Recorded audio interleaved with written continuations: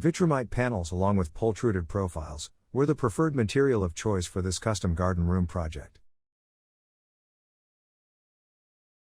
The location of the build is marked out and cleared. Granite chipping was then laid and compacted to form the base on which the Vitromite structural floor was installed.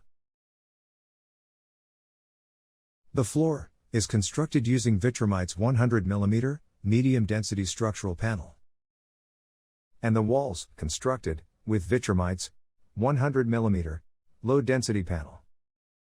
As you can see in this video, the panels are manageable and easily fit into place. The floor track ensures exact location of the panel. Let's watch as the build crew locates and fixes the panel into place.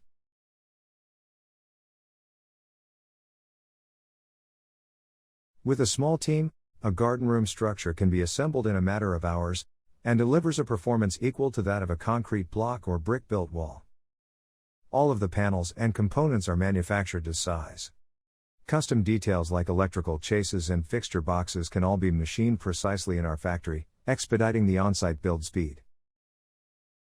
There are endless ways in which our garden room structures can be configured and dressed.